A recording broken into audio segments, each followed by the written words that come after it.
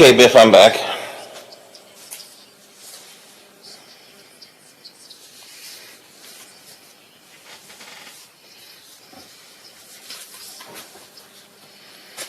All right, and oh wow, I got to adjust my microphone or my headphone level now. This is a lot higher than it was before. Okay, I'm going to grab another cup of coffee. I'll be back in a minute or two. Thanks.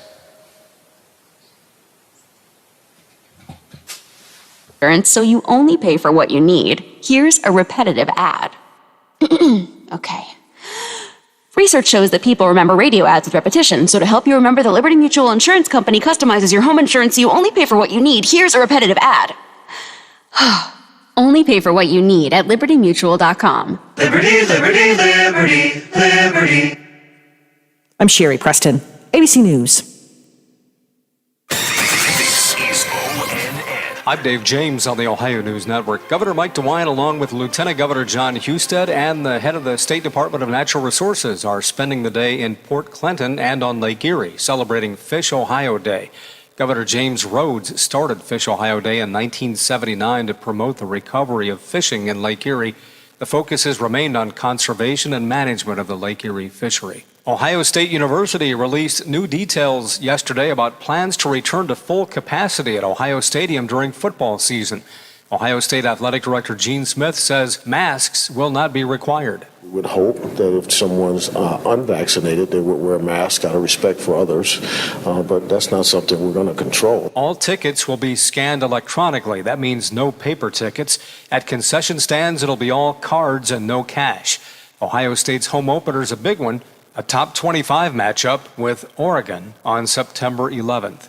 If you're shopping for a car, prices are at record levels. Clay Gordon with O&N affiliate WBNS TV in Columbus reports. The average cost of a new car has now topped $40,000, and used cars are up nearly 30% in the last year. The main reason, a shortage of computer chips. Now, if you must buy now, experts say the best prices are on sedans because they are less popular. I'm Clay Gordon. And I'm Dave James on the Ohio News Network. Live and local conversation for the Ohio Valley continues shortly, here on the Watchdog Morning Show with Howard Monroe. Getting a COVID-19 vaccine.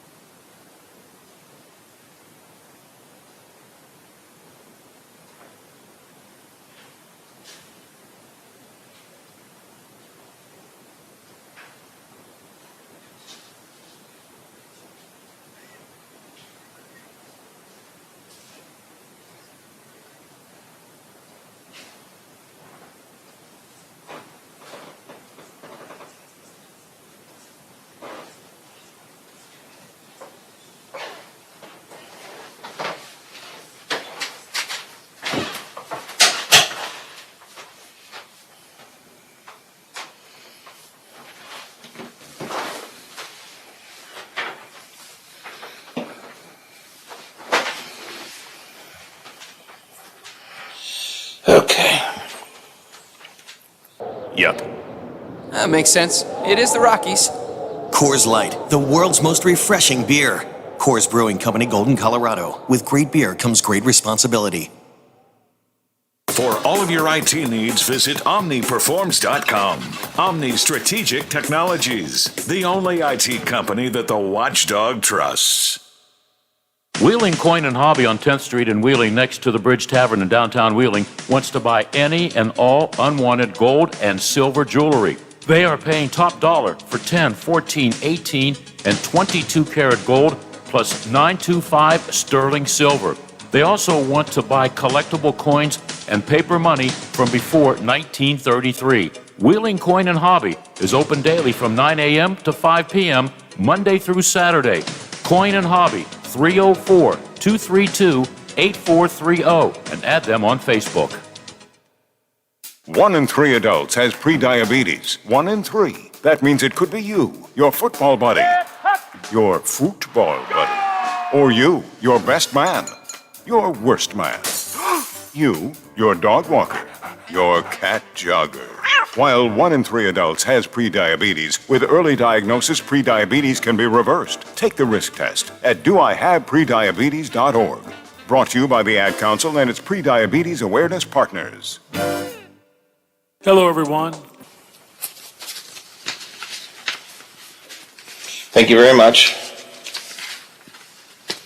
The chance for a few early morning thunderstorms with a daytime high near 80 degrees.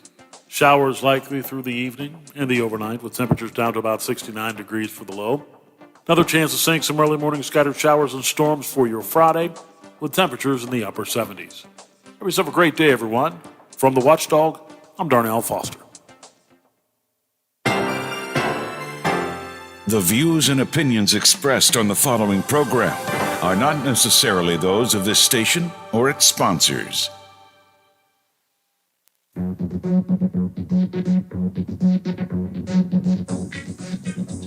The Valley is nearing a return to normal, and we're celebrating with the 100 days of summer. This is the Watchdog Morning Show with Howard Monroe.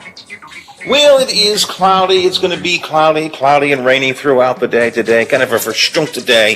Since the Fox News is going to be doing a Fox Weather Channel, maybe this is what they would call a Democrat day. Dark and cloudy and gloomy. I don't know. I still don't know what Fox News is going to do, how they're going to do conservative weather, but I guess that's their game plan. Anyways, it's going to be a dark and gloomy and rainy day all day long today. Widespread showers throughout the day, and could be a good soaking rain as well.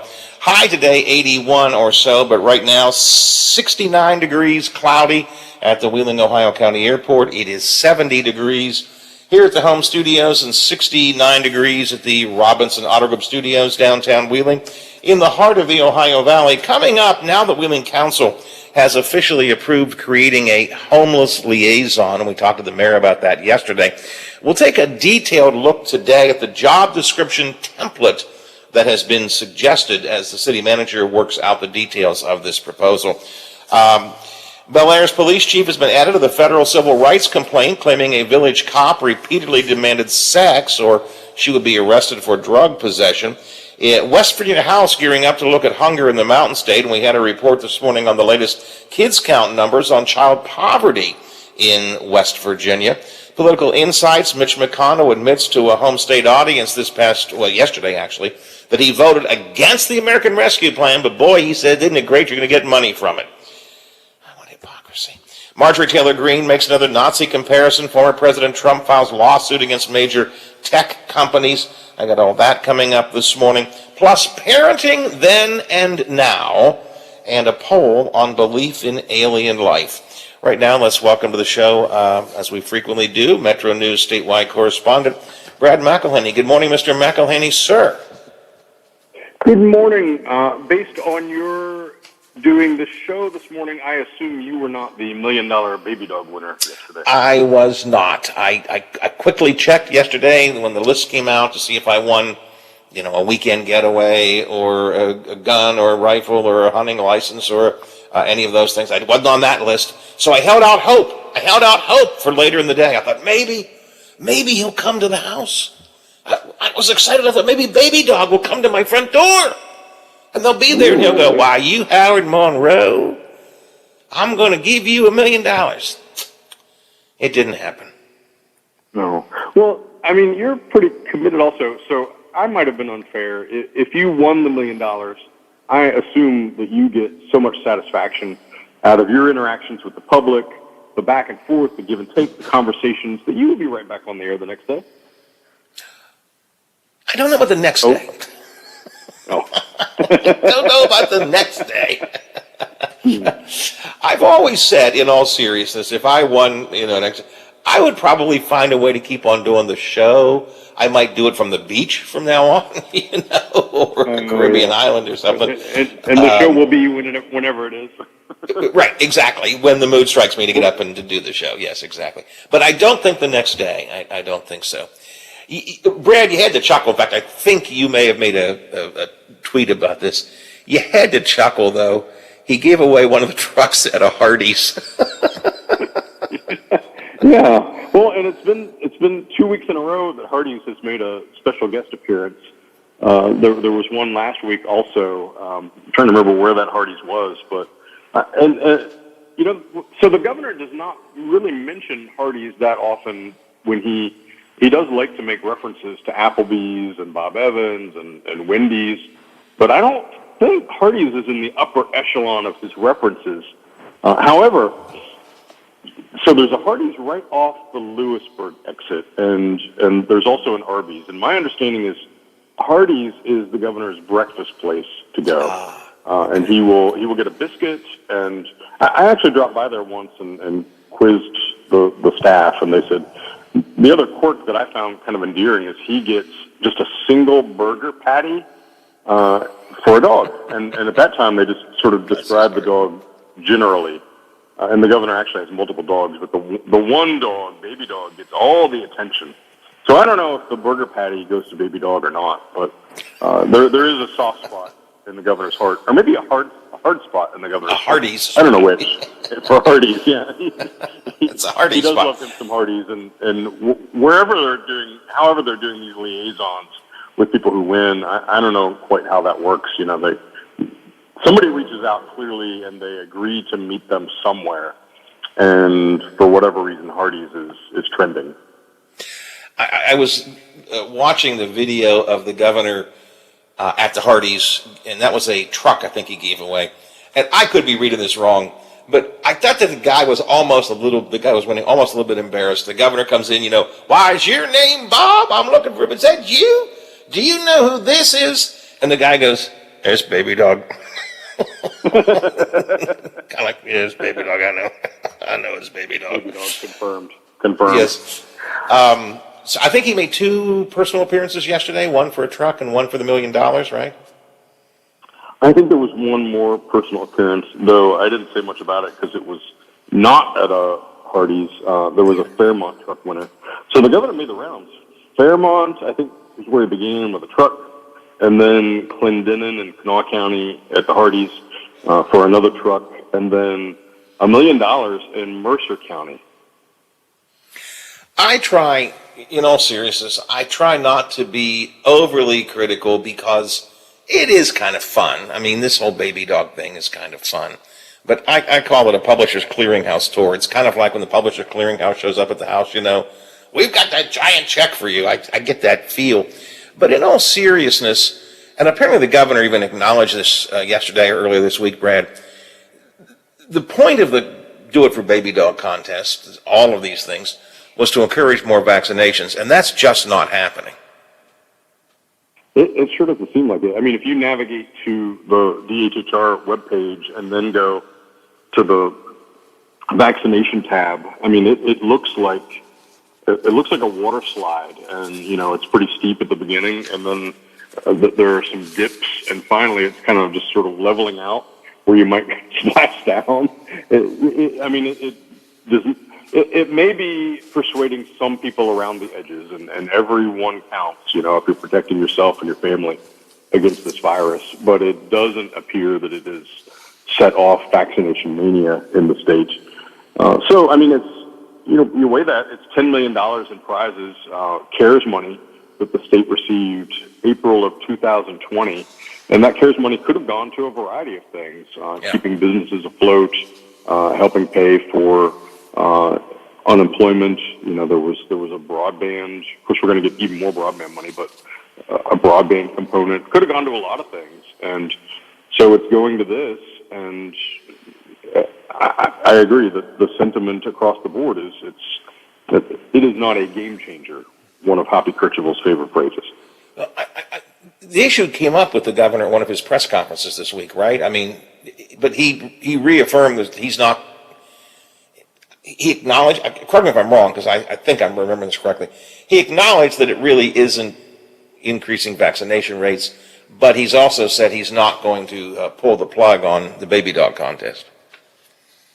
I think that's right. I mean, honestly, just between me and you, sometimes it's a little hard to precisely interpret what the governor is saying, but I heard in his remarks acknowledgement that it's not really causing a great run on vaccinations, but he still wants to do it. And his stated reason is because of what I just said, that it may encourage some people, and that is a help. Whether that's worth $10 million, I guess that's a societal issue. But the governor does say that he thinks that some people will be motivated by it. Some people will get the shots because of it, and he wants to go ahead and do it. He said this weekend on ABC, and he may have repeated it locally, I don't know, but he said on ABC when he was asked directly on whatever the ABC show is, what do you think is going to motivate people? He said the only thing that will really motivate people is if people die. We have to have a catastrophe. I don't know if he's repeated that locally, but I know he said that to the national audience. And you know what? I hate to say it. I'm starting to think that may be right, and even that may not motivate people.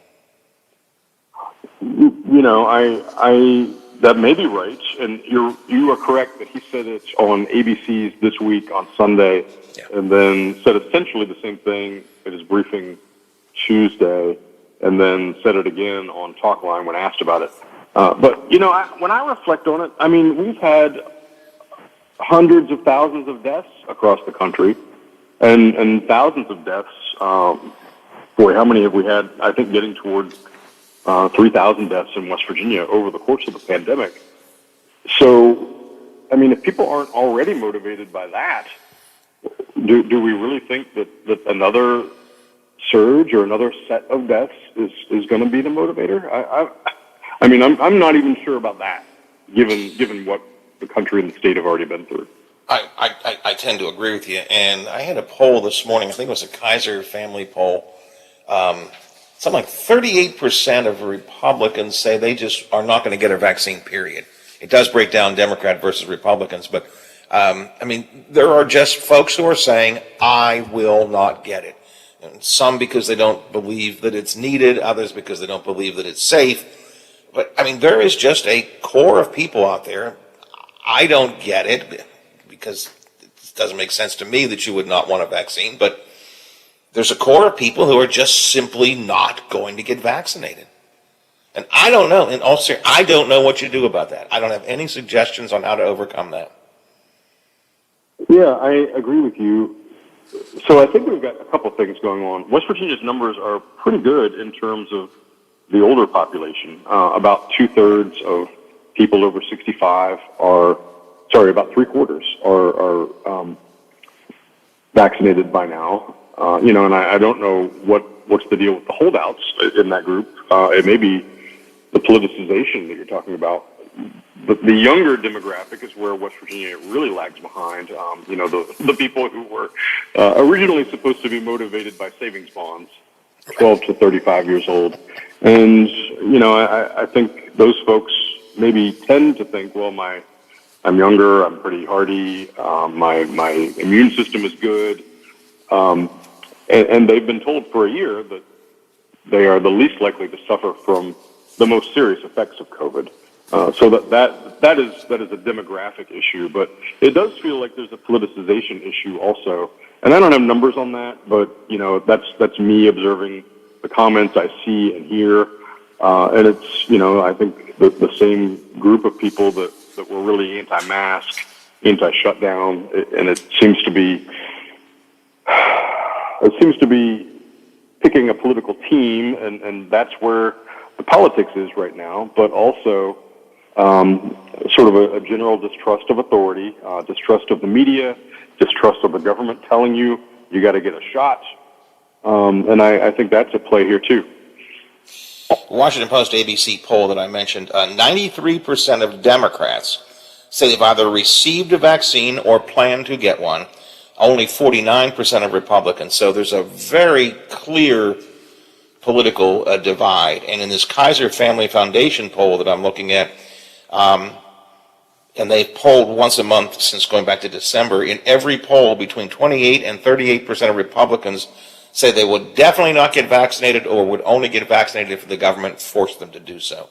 So I don't get it. I didn't get it during the masks. I don't get it now. There is a political divide.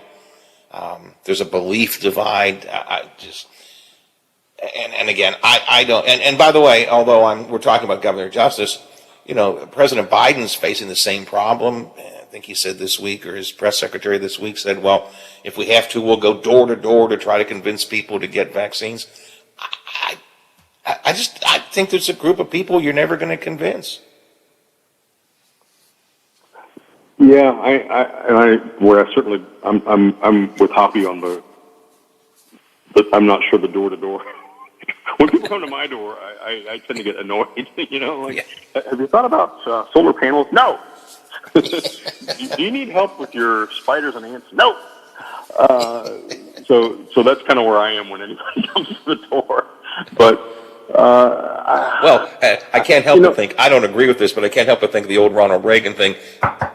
Yes, what do you want? I'm from the government. I'm here to help. Yeah. Okay. Okay, how about? So. Don't call me. I'll call you. Yeah. So the Biden administration had aimed for 70% of Americans, eligible Americans, to get the vaccine by July 4th, and that has come and gone. The other thing they're talking about doing that I think may be more effective is trying to get the vaccine more in the hands of primary healthcare providers, your doctor, rather than having to go to CVS or Walgreens or whatever, and having those people emphasize whether it's for back to school physicals or physicals for fall sports, that you could increase your odds of not having your sports season or your school year disrupted if you and all your friends get vaccinated this year. And I think that may be a bit more effective to use the beginning of school as an incentive for high school age and college age students, to try to get back to normal. And I think putting it in the hands of, quote, trusted individuals makes some sense too. I'm thinking about myself now. When my doctor says to me, not the COVID shot, but, do you want a flu shot? And he goes, we've got them here. I go, oh yeah, go ahead. And then, but every once in a while he says, would you like, I need a negative shingles vaccine. I'll write you a prescription, go to CVS. And that sits on my desk for a while. You know what I'm saying? So maybe if it is actually in the hands of people's individual physicians or folks they trust and they come to see, maybe that'll, motivate some people. I just don't know. I part of me says, look, I'm vaccinated. I guess if you don't want to be, to hell with you. But the problem is, until we hit that herd immunity amount, we're not really licking the pandemic, Yeah, I agree with you about convenience. I was thinking traditionally in the fall, the Charleston office of Metro News has had, of West Virginia Radio has had a wellness fair, and they will check take a blood sample if you need, to check your blood sugar levels and everything else. And then part of that is the option of a flu shot. Good timing. Do it in the fall. Get out ahead of the flu. And I've done it because, they're right there. They're right there when I walk in. And if you could do that kind of thing more, you want your flu shot, you want your COVID shot, then the convenience is really helpful. The downside of, what may occur here, a good number of West Virginians and Americans are vaccinated right now, but I think the worry is, particularly with this Delta variation, that is considered to be more highly transmissible, that you get a group of protected class because they've been fully vaccinated, and then in a less protected class, either not fully vaccinated, one shot only, or not vaccinated at all, and then potentially this thing runs like wildfire, this Delta variant, and you wind up with a spike among, this other class of Americans, people who just didn't. So what happens then? I mean, surely we're not going to shut down and everything again. I just don't think people's hearts are there. But anyway, that's to draw out what is the worst case scenario. That's it. Real quick shift of gears for 60 seconds. Federal judge decides today on the issue of the harm reduction programs, the needle exchanges. Am I right about that? I think he will decide today. That's up to the judge, but there definitely is a hearing this afternoon in federal court. There already is a temporary injunction on that law going into effect, and it's supposed to go into effect tomorrow. ACLU, serving as the lawyers, and Health Rights, which is in Morgantown, are arguing that this law is overly burdensome. There are also some procedural things they argue, but overly burdensome in the sense that if you are a harm reduction provider, particularly the syringe exchange, you potentially could face a $10,000 fine by running afoul of the new law. And the other argument is, although the bill spells out requirements such as state registration, being approved by your local government, IDs for people taking part in the services, a variety of other things, they don't yet know what the regulations are. So they're talking in terms of a pretty steep penalty for these programs that are not, particularly well off financially, versus the unknown of what's even expected. Well, we'll follow what's happening at that hearing today at Metro News and on Twitter and so on. Hey, Brad, as always, appreciate your time. Thanks very much. And maybe next time when we talk, one of us will be a baby dog winner. Although I hope so. I'm still guessing that if he pulls my name, he's going, this is Howard Munn. I'd like to go to the alternate now. I'd like to go to the alternate now. Maybe I'll be maybe the not. alternate. That would be nice. Yeah, maybe not. All right, we'll talk to you soon. Thanks, Brad. Appreciate it. Take care. Thanks, Howard. Brad McElhenney, Metro News statewide correspondent this morning here on the Watchdog Morning Show. It's 8:31, 29 to the hour, 70 at the airport, no, 69 at the airport, 70 here at my home studios. We talked at some length yesterday with Mayor Elliott about this homeless liaison position, narrowly approved, 4-3 vote by Wheeling Council in a very generic sort of way. I shared with you and with the mayor, we talked a bit about the resolution that was passed. That's kind of a very broad-based resolution, but there is a template, and then the city manager is going to develop this actual position for the homeless liaison, or the functional zero program coordinator, they're calling it. But there is sort of a recommended template that some of the involved folks, Rosemary Ketchum and some other council folks, have kind of put together. And I want to take a look at that, some of the things that are perhaps going to be in the job description. Because one of the things I talked to the mayor about was it just seemed like, okay, we don't really know what this job is. What's the goal? What's the intent?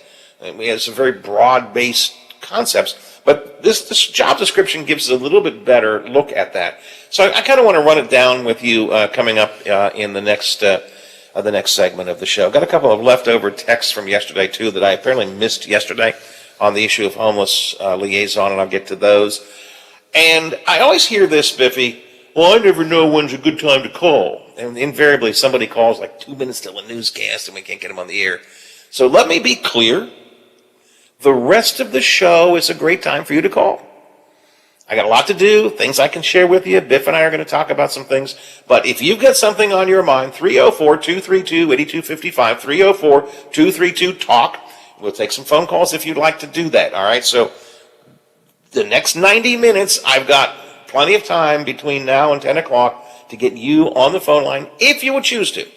Just so people don't give me that, I never know when to call. I get that, because we jump around and move around a lot, and one guest to another and so on. But I've got some room for you here. So if you want to use the phone lines, 304-232-8255, 304-232-TALK, and the text line is always open at 304-214-1600, 304-214-1600. But before I take your calls and your texts, and before I offer some opinions, before I look at the job description, let's check some news from the Big Seven. WTRF TV is here on the Watchdog Morning Show on WKKX and WVOY. The WTRF Channel 7 News Update is brought to you by Thomas Auto Centers, Mall Road, St. Clairsville. Get the best deal at Thomas Auto Centers. Now it's time for your local...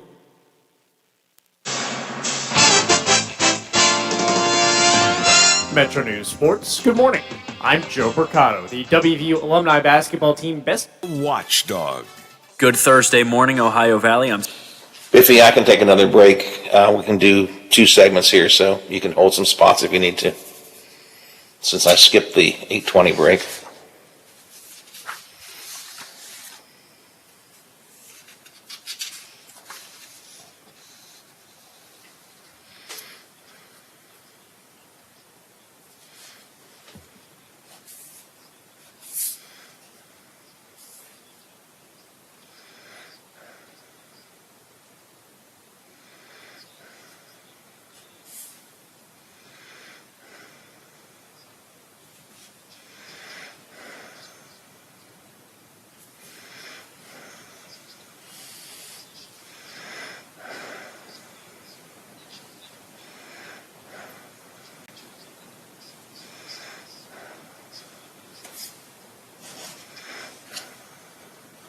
The demand for their sandwiches has spiked. More customers are filling up their restaurants and ordering online, which only means the demand to fill positions has never been higher.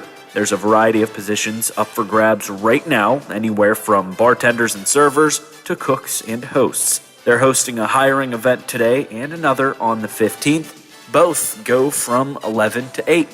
Now's a look at your headlines. Have a great day, everyone.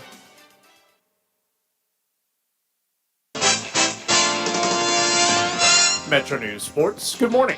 I'm Joe Mercado. The WVU alumni basketball team Best Virginia played in front of fans for the first time in 2 years last night. They put on a pretty good show for the fans at Beckley. Best Virginia defeated Southern West Virginia Elite. The final score on the scoreboard said Best Virginia won 127-122. In reality, Best Virginia led 115-63 when the clock was stopped with 4 minutes to play in the fourth quarter. The teams then simulated an Elam ending. West Virginia opted to trail by 4 points. They then scored the final 10 to hit the target score of 127.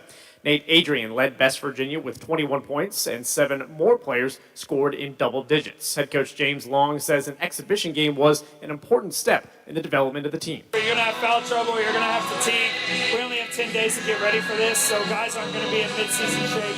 So it's going to be a lot of field thing. Fortunately, we got 11 pros, so once we figure out what rotations will work best, we'll go from there. Kevin Jones says the pieces are coming together after a week and a half of practice. Because a lot of us live in Morgantown or in and out of Morgantown during the summer, so we're real familiar with each other, and we enjoy playing together. And you can see the ball movement and guys cheering for each other. And I think that's a big part of going forward in the TBT. So I think that's one thing to our advantage. Check out a game recap at WVMetroNews.com. You're listening to Metro News, the voice of West Virginia. The WVU football team has one representative on the All Big 12 Conference preseason team. Fairmont senior grad and defensive lineman Dante Stills made the list for the Mountaineers. Dante was an all-conference honorable mention selection last season. He collected 35 tackles, 10.5 of those were for loss. He also had 2 sacks and a fumble recovery. Dante's older brother Darius was the Big 12 Defensive Lineman of the Year last season. He is now with the Las Vegas Raiders. The Big 12 preseason media poll will be released today. For Metro News Sports, I'm Joe Mercado. Getting a COVID-19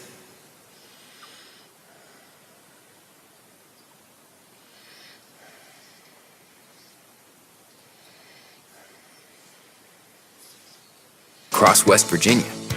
Making the choice to get vaccinated means getting West Virginia back to regular life. Here's West Virginia University men's basketball coach Bob Huggins. The pandemic took away the greatest home court advantage in college basketball, our Mountaineer fans. I'm Coach Huggins, and I'm tired of empty arenas, masks, and social distancing. That's why I got my COVID vaccine. They're safe, free, and available almost everywhere without hassle or delay. Let's work as a team, get vaccinated, and fill a Coliseum next season. I'm Coach Huggins. I got my COVID shot. Now the ball's in your hands. Get your free COVID-19 vaccine today. Find a location near you.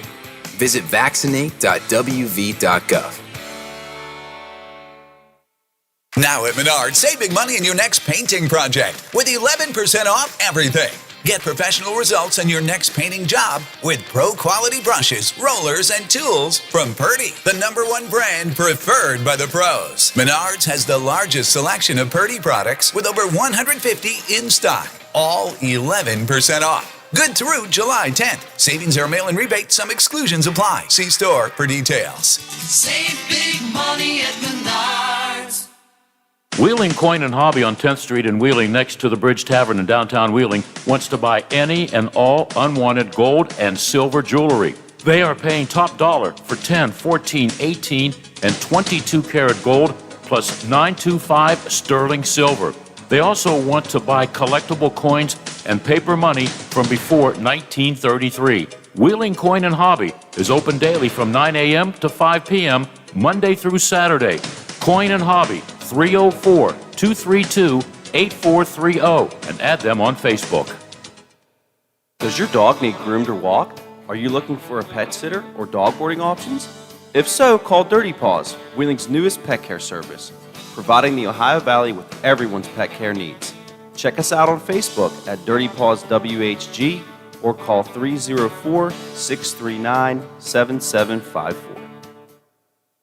1 in 3 adults has prediabetes. 1 in 3. That means it could be you, your football buddy, your football buddy, or you, your best man, your worst man, you, your dog walker, your cat jogger. While 1 in 3 adults has prediabetes, with early diagnosis, prediabetes can be reversed. Take the risk test at doihaveprediabetes.org. Brought to you by the Ad Council and its prediabetes awareness partners. This is Education Matters with Ohio Education Association President Scott Damaro. This past year was incredibly hard on teachers, education support professionals, and students alike.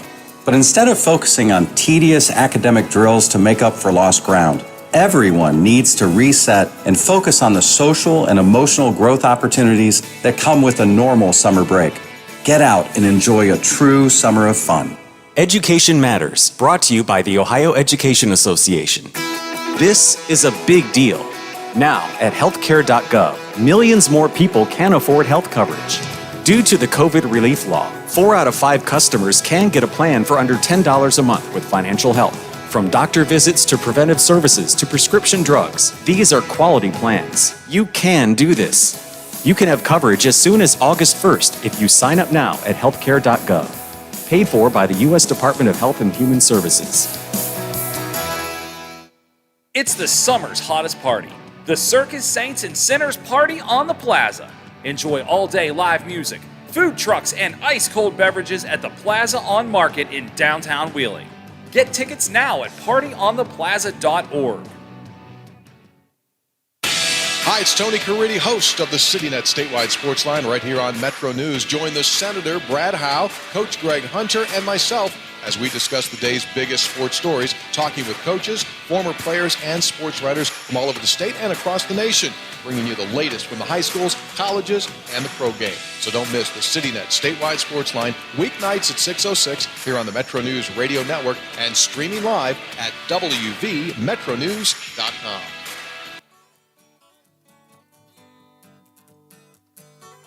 Miss a part of the show? Want to hear a segment again? Check out our podcast page at watchdognetwork.com.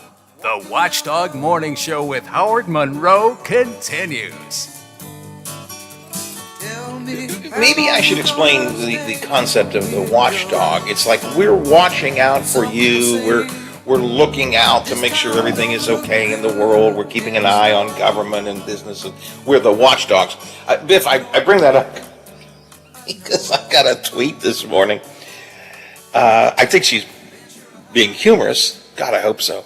Our friend Brad McElhenney had tweeted, "I'll join Radio Monroe at 8:10 this morning to discuss the wrinkles of state policy on the Watchdog Network." Listen, Lucas replies, "Wait, There's a whole network dedicated to watching Baby Dog? No. Oh, jeez. No. It's not Watch the Baby Dog Network. That's not, that's not what we are. See, we're the watchdogs. We look out for you. We're your watchdogs, keeping an eye on public policy matters. So I think Liz is being humorous here. Oh, please, God, I hope she's being humorous. Wait, there's a whole network dedicated to watching Baby Dog? Although, the governor may see that. Call Bray. Bray? What about having a whole radio network for Baby Dog? If there's money involved, he's probably got something to do with it. I can just see that now. So, Lissa, yeah, you are being funny now. You're going to create a problem now. I can see it now. The governor's he's going to want to create the Baby Dog network. 69 degrees, cloudy at the airport. 70 and cloudy here at my home studios in the Elm Grove section of Wheeling. Widespread rain showers throughout the day today. Dark, gloomy, rainy. Some of the rain will be soaking rain. Could be severe weather this afternoon. So keep an eye on the Storm Tracker 7 app if you have that on your phone, or listen here on the radio. We'll have weather updates for you and so on. And hopefully all will be well. But there's the possibility of a severe weather coming up this afternoon. Let's see, coming up this weekend, I want to mention again, 2 big events going on same day in 2 ends of downtown Wheeling, downtown Wheeling. The Party on the Plaza, sponsored by the Circus Saints and Sinners, is a fundraiser for WVU Children's Hospital and the new building they're building. Is going to be going on, well, cleverly enough, because it's called Party on the Plaza. Where do you think that might be held, Biffy, the Party on the Plaza? The plaza on Market Street? There you go. It's going to be on the plaza. So, Party on the Plaza, they're going to have music all day long and food trucks and beverages, and a good time will be had by all. And believe me, I know when the Circus Saints and Sinners get involved, there's a lot of good time to be had. So that'll be going on at the plaza in the northern end of the town. And then right in the center of town, at the Heritage Port, it's going to be, what do they call this? Cops, Pops, and Community. Ziegenfelder's going to have some ice treats there. The cops are going to be around. It's to benefit a couple of community agencies like the services systems. That's 11 a.m. to 3 p.m. There will be some entertainment there as well. So northern end of the town, Party on the Plaza, Heritage Port, the Cops, Pops, and Community. That's going to be a big deal too. Remember, if you have something going on you want us to publicize, please send it to me in writing. You can do it any which way you want to. Just do it in writing. Email me is the simple and best way, radiomonroe@aol.com, radiomonroe@aol.com. You are welcome to fax something if you got a flyer or if you just want to scrawl something down on a piece of yellow paper, provided I can read your writing. You can fax it to 304-214-1609. Am I right, Biffy? Yes, 1609 is the fax number. I always forget that. So 1609, you can fax it there. Or you can send snail mail if you want to. I guess people still use snail mail to the community calendar at the Watchdog Radio Network, 1140 Main Street, Wheeling. So whatever you want to do, but get it to me in writing, and I'll be happy to publicize it. So feel free to do that. 13 till the hour here on the Watchdog Morning Show. So we've spent a good bit of time the last several days talking about this homeless liaison position that City Council created. We kind of previewed it last week, talking to Rosemary Ketchum, who's one of the key sponsors of this proposal. Ben Seidler, who was one of the key opponents of the proposal. We had both those folks on the show. The mayor was with us yesterday. Wheeling Council this week, on a 4-3 vote, narrowly approved a resolution creating what they're calling the Homeless Liaison Functional Zero Program Coordinator, a city position that will work on the issue of homelessness. And again, in talking to the mayor about this yesterday, and you can catch my interview with the mayor on our podcast page if you'd like to, in talking to the mayor about this, one of my concerns was it seemed like the resolution that was approved was awfully broad-based, and although I have tremendous respect for Bob Herron, and I have no concern that he'll do a good job in creating the position, the power was vested in him to determine what the position is going to be.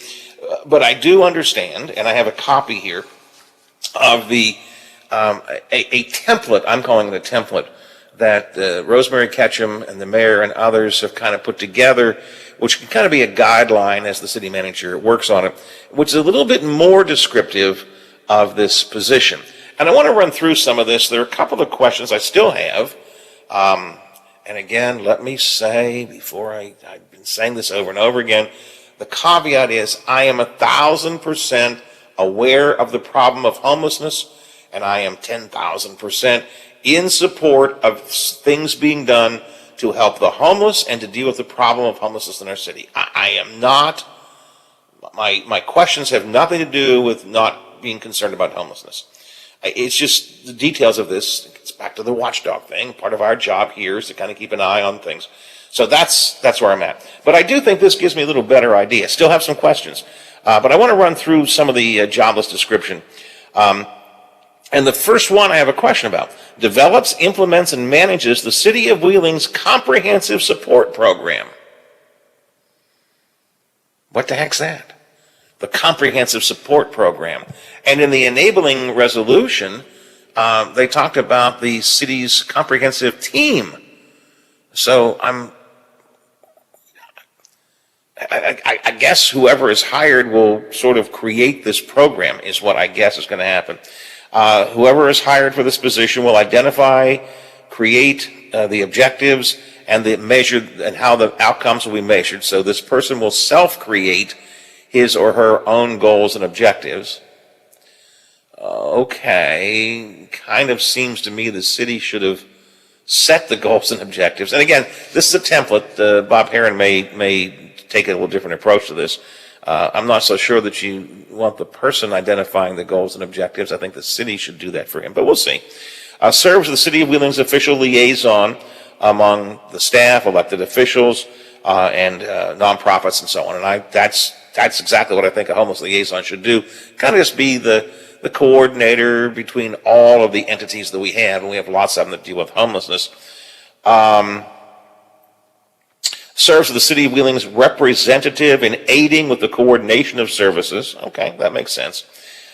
And here we go to this team again. Develops a multidisciplinary team of providers to engage in wraparound services and to direct homeless treatment or advocacy. And if I interpret this correctly, again, it's only a recommendation from some council members to the city manager. He may choose to do this a bit differently. But if I understand this correctly, what it's suggesting is that the city's position would create a team of folks from all of the other entities to work on this issue. And I guess the question I would ask is the same question I asked the mayor. Why is this the city's responsibility to be the leader? Why does the city, by default, become the leadership part of this? Now, I think part of the answer is, and I think we got it between the lines from the mayor yesterday and from other folks as well that I've talked to, that is there's some belief that all of the agencies that we have dealing with homelessness don't really work well together all the time and maybe are not quite achieving the goals they should be achieving.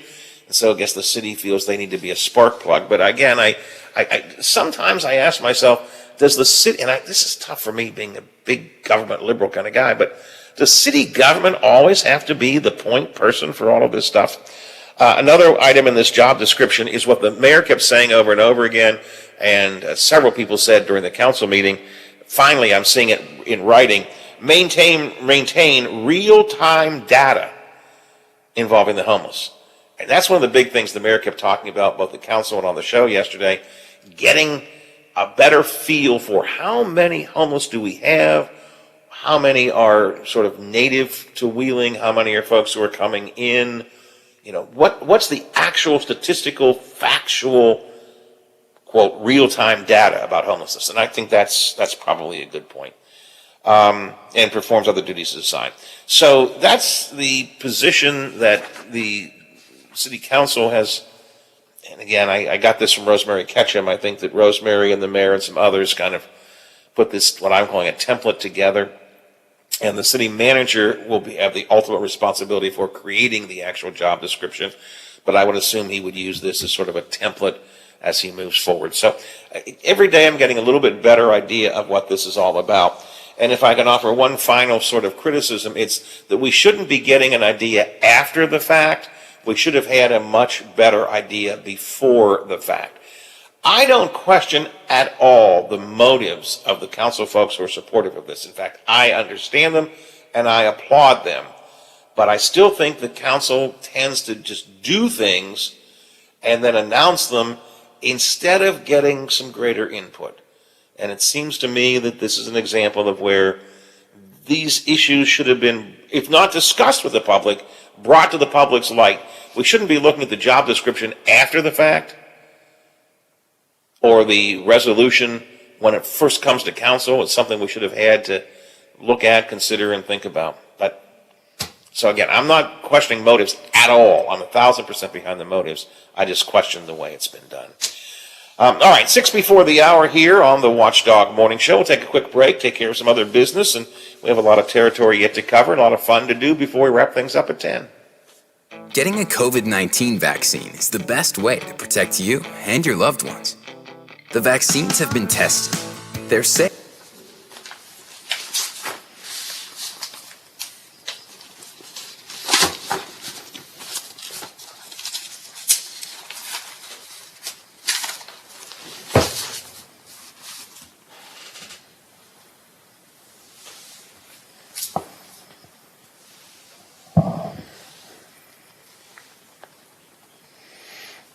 Social distancing.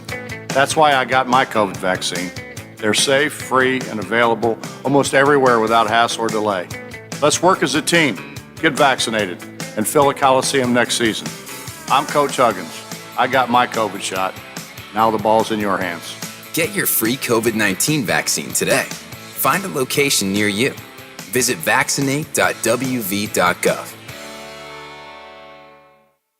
Hi, I'm Sonia from Winging It with Sonia and Olivia. Here's your Watchdog Community Calendar. July 7th, Rush Tribute Band, Sawyer. That will be at Waterfront Wednesdays at Heritage Port. July 9th, Flashback Fridays at Wheeling Park with Pocket Change. July 10th, Ziegenfelders presents Cops, Pops, and Community at Heritage Port. Also on July 10th is Party on the Patio at the Plaza on Market Street. July 11th, Sunday Fun Day at Ogilvy at the Amphitheater with Tongue in Cheek. July 16th, Heritage Port Movie Nights, War with Grandpa. July 16th, Center Market Concert Series continues with Horde and Jones. Also on July 16th, Flashback Fridays at Wheeling Park with Eli and the Mojo Kings. You can check out all these events and future events at wheelingcvb.com. This guy knows so much about sports. They based the Sports Almanac from Back to the Future off of his dream journal. He's Bill DeFabio, weekdays noon to 2, on the Valley's only network dedicated to live and local talk radio, The Watchdog.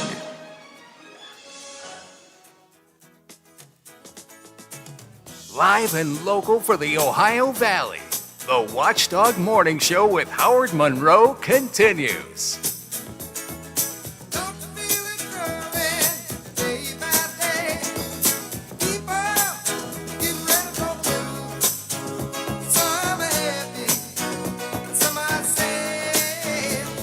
Off the text line, 304-214-1600 on the issue of the homeless liaison in the city of Wheeling. Howard, this is from yesterday, by the way, and I didn't get to it, and I do apologize. Sometimes these things don't show up in a timely fashion. I'm not trying to alibi myself out of it. It's just I don't think I saw this yesterday because I don't think it was there yesterday. Howard, the homeless liaison position appears to me to be another redundant position we really don't need locally.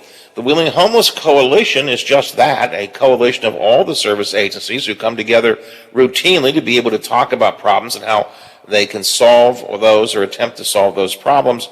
This position sounds like an attempt at the city trying to do what tons of agencies already can't do throughout the world. Yeah, I think that's somewhat fair.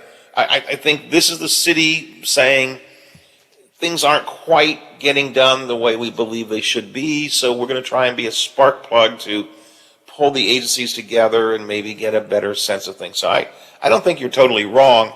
I'm not going to phrase it nearly as critically as this texter did, but I don't think you're totally wrong. I think it is the city's attempt to put their imprimatur on the homeless situation. If you want to text me, 304-214-1600, 304-214-1600. How is Sacramento, California dealing with homelessness? This is interesting. Sacramento's mayor has proposed a first-of-its-kind measure in the country which creates a, quote, right to housing. The city will provide housing, and the homeless people must accept the housing when it's offered as part of this right to housing concept announced during the Sacramento mayor's State of the City speech this past week. Sacramento would create 5,000 housing spaces, and then those who are homeless would have to take the house or face some kind of fines if they don't. I don't know how that actually would work, but that's the deal in Sacramento. Well, it's 9 o'clock. ABC covers the world. We'll talk about some fun stuff in the next hour, including the difference between being a parent then and now, here on the Watchdog Morning Show. The Watchdog is FM 98.1, AM 1600 WKKX Wheeling, FM 97.7, AM 1370 WVLY Moundsville. The ABC News is brought to you by Thomas Auto Centers, Mall Road, St. Clairsville. Get the best deal at Thomas Auto Centers.